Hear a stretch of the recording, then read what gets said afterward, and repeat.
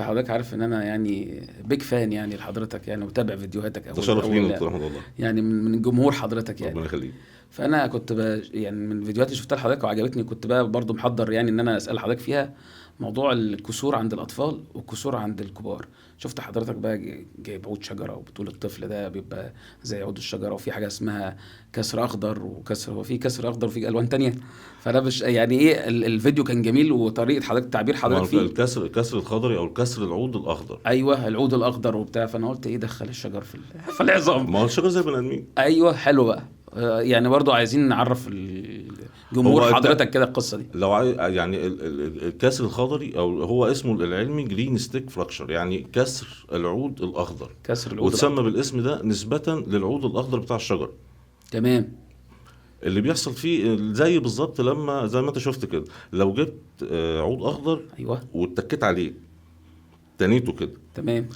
او زي عود الملوخيه مثلا او مثلا. الجرجير او مثلا. عود لسه اخضر، مش تمام. بيقول لك ده لسه عوده اخضر. عضو اخضر ايوه، حتى في الفولكلور الشعبي بتاعنا يقول لك ده لسه طري. لسه عوده لسه طري عضو اخضر. عوده اخضر، عوده طري، فلما تتنيه جامد ما يتكسرش، ما يتقطمش، ما يتحولش لقطعتين. ده معنى الكسر على فكره.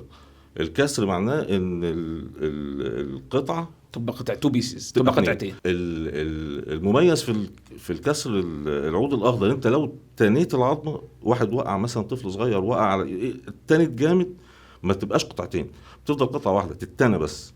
اسمها بيندنج. ايوه بالظبط تتنى بس بتفضل موصوله. تمام. ده الكسر العود الاخضر. يبقى ده كده عرفنا ان ده خاص بالاطفال. ده خاص بالاطفال. ايوه. يعني انت لو عارف الشجر، ايوه بيبقى فيه جذع كبير وفروع وشويه فروع. تمام. الفروع الخضراء دي لسه بتكبر، لسه دي مساحه النمو بتاعت الشجر بالظبط، لسه بتنمو. فيها ميه كتير طريه شويه بتنمو. اما العيدان التانية دي خشب خلاص. بالظبط، لو مسكت اي عود منهم من الخشب دول هيتقطم في ايدك، يقول لك ده يافع. ايوه. لو مسكته تنيته كده هيتحول لجزئين، هينكسر على طول. دي فكرة كسور الكبار العود بقى. الأخضر، وهو اسمه جاي بتسميته بالوصف ده من العود الأخضر بتاع الشجر فعلا. أيوة ده اسم علمي جرين اسمه جرين ستيك فراكشر. تمام. حلوة دي يا دكتور، معلومة جميلة جدا يعني. يعني دي خاصة بقى بالعود الأخضر، ده خاص بالأطفال. ده خاص بالأطفال أثناء فترة النمو. أثناء فترة النمو. وده بقى علاجه أظن بقى طالما هو ما بيتحولش لقطعتين زي ما حضرتك قلت، يبقى علاجه أسهل يعني، برضو بيبقى علاجه سهل جدا. أنت زي أي كسر في الدنيا، أي كسر أخضر أو مش أخضر، رقم واحد في علاجه الثبات، التثبيت. انت بتثبت الكسر ده عشان ما يتحركش. تمام. ده بينطبق برضه على الكسر الاخضر، انت بتثبت المنطقه اللي مكسوره دي بالجبس مش اكتر من كده. تمام. وبتلحم بسرعه جدا، ما بتسيبش اي اثر.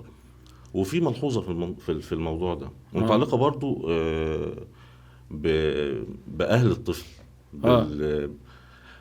بتلاقي دايما كسر العود الاخضر او ما شابه في بعض الانحناء. ايوه مش معدوله، مش معدول بيبقى بتتنى. تمام.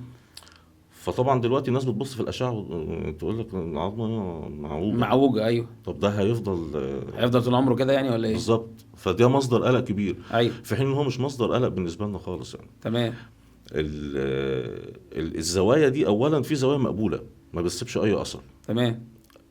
ثانيا لو في زاويه من الخصائص بتاعه كسور الاطفال ان هي بتتعدل تلقائيا من تلقاء نفسها مع النمو بالظبط.